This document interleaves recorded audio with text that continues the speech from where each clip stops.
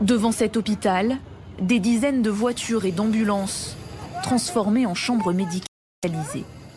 L'unique moyen pour accueillir des patients toujours plus nombreux et plus jeunes, car à l'intérieur de l'établissement, plus aucun lit n'est disponible.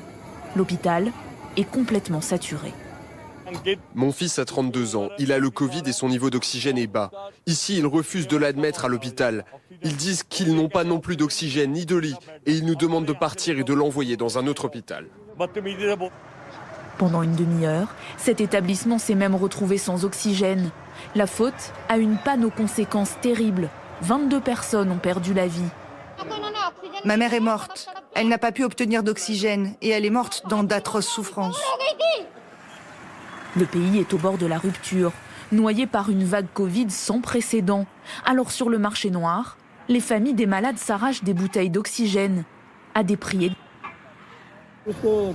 Oui, on est là depuis 9h ce matin et on est venu avec nos propres bouteilles. Dans la capitale, New Delhi, ce pharmacien est désarmé. Je me sens vraiment impuissant parce qu'en tant que pharmacien, mon devoir est de répondre aux demandes des clients. Les gens pleurent, ils me demandent des médicaments et je leur dis non, non, non.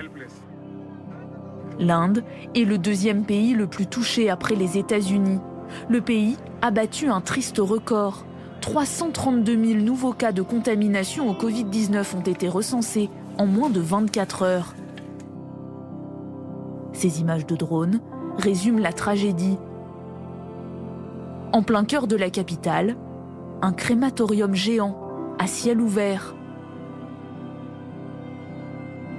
À travers le pays, près de 3000 personnes perdent la vie chaque jour. Le Premier ministre indien demande à ne pas reconfiner strictement pour éviter une crise économique. Il compte sur la vaccination. 130 millions d'Indiens ont reçu au moins une dose. À partir du 1er mai, tous pourront aller se faire vacciner.